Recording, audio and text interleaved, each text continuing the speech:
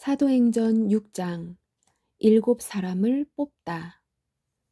날이 갈수록 제자들의 수는 늘어만 갔습니다. 그 무렵에 그리스어를 사용하는 유대인들이 히브리어를 사용하는 유대인들에게 불평을 늘어놓았습니다. 그것은 히브리어를 사용하는 본토 유대인들이 매일 음식을 나누어 줄 때 그리스어를 사용하는 유대인 과부들에게는 관심을 쏟지 않아 그들이 배급을 제대로 받지 못했기 때문입니다. 그래서 12 사도가 제자들을 모두 불러서 말했습니다.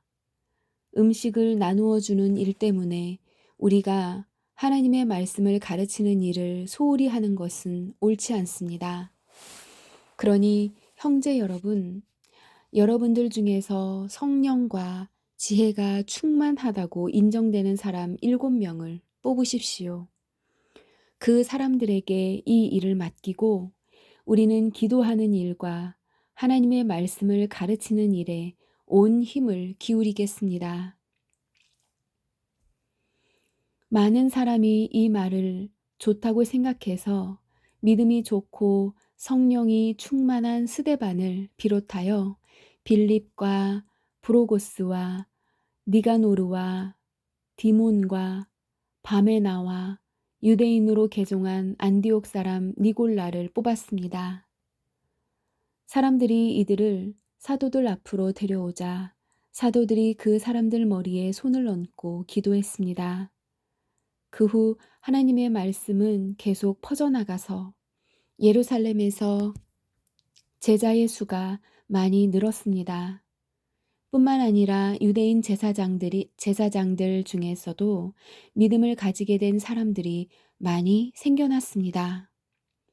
스데반이 붙잡히다.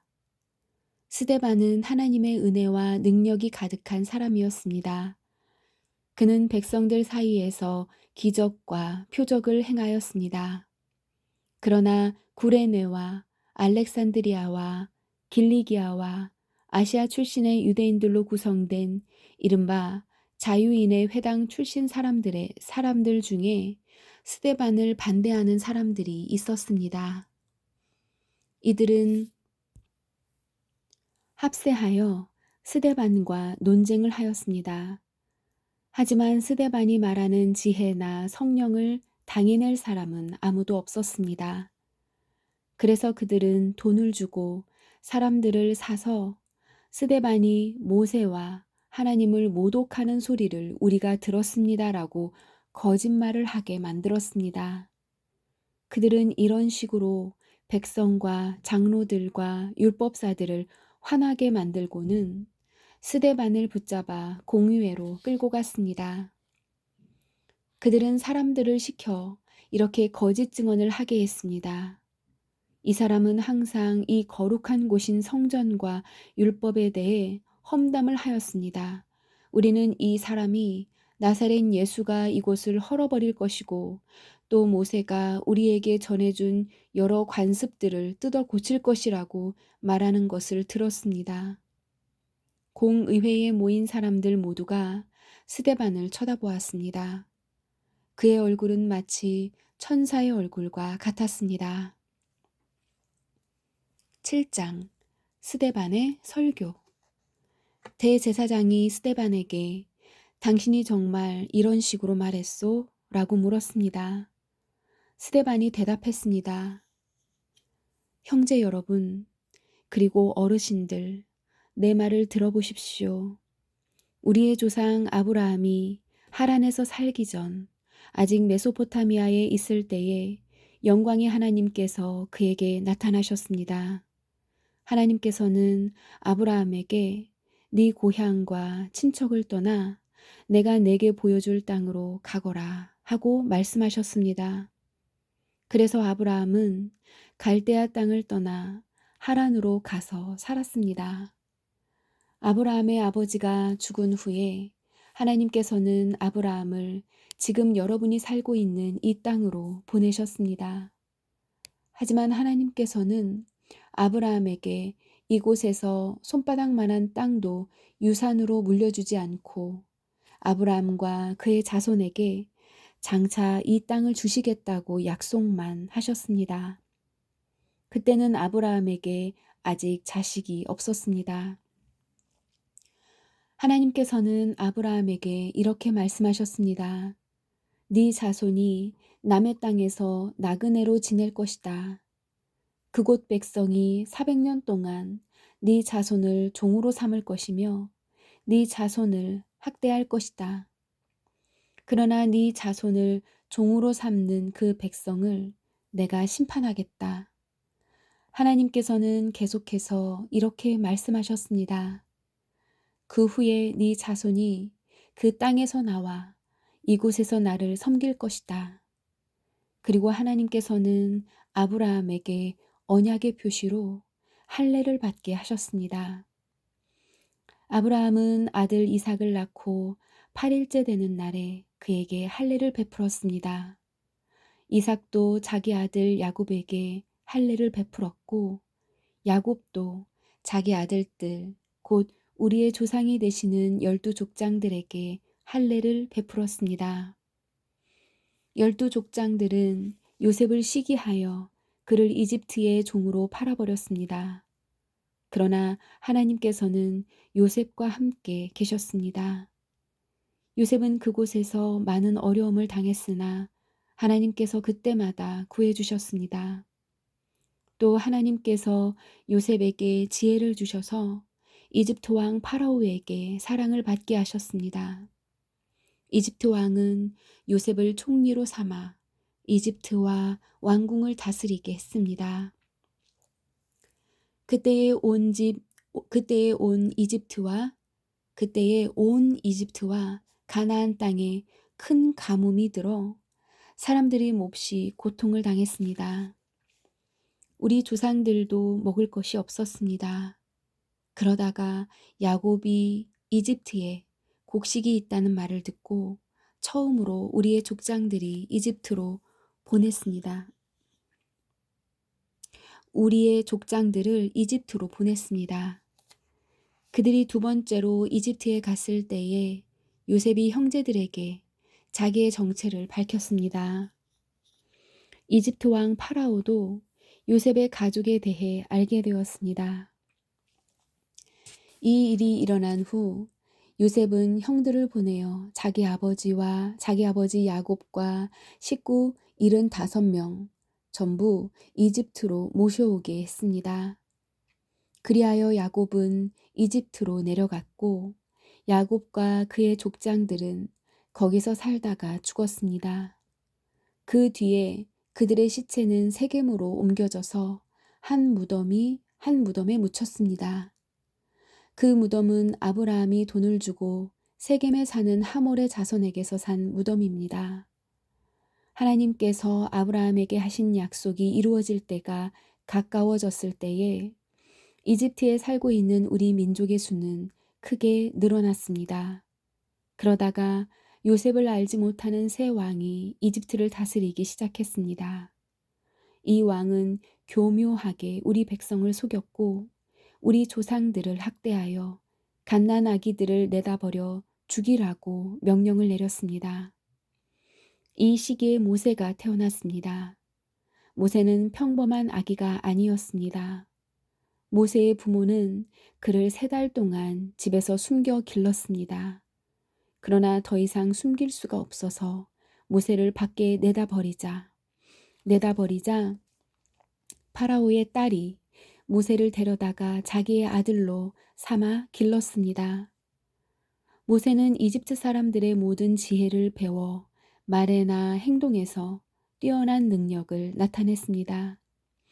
모세가 40세가 되었을 때 그는 자기 동족인 이스라엘 백성을 돌보아야겠다는 마음이 들었습니다.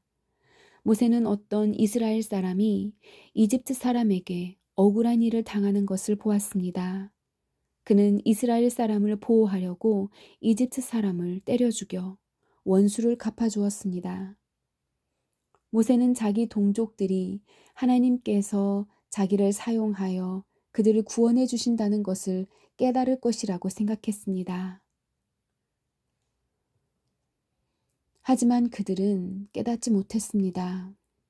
이튿날 모세는 이스라엘 사람 2명이 서로 싸우는 것을 보고 그들을 화해시키려고 이렇게 말했습니다. 여러분, 당신들은 같은 동포인데 어찌하여 서로를 해치려고 합니까? 그러자 동료에게 해를 입히던 사람이 모세를 떠밀며 말했습니다. 누가 당신을 우리의 지도자와 재판관으로 세웠소? 어제 이집트 사람을 죽인 것처럼 오늘은 나를 죽일 참이요? 모세는 그 말을 듣고 이집트를 떠나 미디안 땅으로 도망쳤습니다. 모세는 그곳에서 나그네로 살면서 아들을 2 낳았습니다. 40년이 지난 후에 시내산 근처에 있는 광야에서 한 천사가 가시떨기 나무 불꽃 가운데 모세에게 나타났습니다. 모세가 그 모습을 보고 놀라 좀 더 자세히 살펴보려고 가까이 다가갔을 때 주님의 음성이 들려왔습니다. 나는 너의 조상의 하나님, 곧 아브라함의 하나님, 이삭의 하나님, 야곱의 하나님이라. 모세는 두려워 떨기 시작했습니다.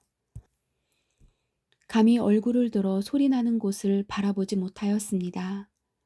그때 주님께서 모세에게 말씀하셨습니다. 네 발의 신을 벗어라. 네가 서 있는 곳은 거룩한 곳이다. 나는 이집트에 있는 내 백성이 학대받는 것을 보았고 그들이 부르짖는 소리를 들었다. 나는 내 백성을 해방시키러 내려왔다. 이제 내가 너를 다시 이집트로 보내겠다. 하나님께서 보내신 이 모세는 이스라엘 백성들이 누가 당신을 우리의 지도자와 재판관으로 세웠소? 라고 하면서 저버린 바로 그 모세입니다. 하나님께서는 떨기나무 가운데 그에게 나타난 천사를 통하여 이 모세를 지도자와 해방자로 삼으시고 그들에게 보내셨습니다. 그래서 모세는 백성들을 이집트에서 이끌어냈습니다. 모세는 이집트에서 홍해에서 그리고 40년 동안 광야에서 많은 기적과 표적을 행하였습니다. 바로 이 모세가 이스라엘 백성에게 하나님께서 너희 가운데서 나와 같은 예언자를 세워주실 것이다 라고 말한 사람입니다. 이 모세는 시내산에서 그에게 말씀을 전해주던 천사와 우리 조상들과 함께 광야 교회에 있었습니다. 모세는 생명의 말씀을 받아 우리에게 전해주었습니다. 그러나 우리 조상들은 모세에게 순종하기를 거부하고 모세를 저버렸습니다. 그들은 마음속으로 이집트로 돌아가려 했습니다. 그들은 아론에게 우리를 이집트에서 인도해낸 모세에게 무슨 일이 생겼는지 모르겠으니 우리를 인도할 신을 만들어 주십시오 라고 말했습니다. 그들이 송아지처럼 생긴 우상을 만든 것이 바로 그때였습니다. 그들은 송아지 우상에게 제물을 바치고 자기들의 손으로 만든 것을 섬기며 즐거워하였습니다. 그러자 하나님께서는 그들에게서 돌아서시고 그들이 천체들을 섬기게 내버려 두셨습니다. 그것은 예언자들의 책에 적힌 것과 같습니다. 이스라엘 백성아, 너희가 광야에 40년 동안 있을 때에 나에게 희생제물과 예물을 가져온 적이 있느냐? 너희는 너희가 예배하려고 만든 몰록의 신당과 별의 신 레판의 우상들을 섬겼다. 그러므로 내가 너희를 바빌론 저편으로 포로로 보낼 것이다. 우리 조상들이 광야에서 지낼 때에 증거의 장막이 그들 곁에 있었습니다. 그 장막은 하나님께서 모세에게 명령하셔서 만들게 하신 장막입니다.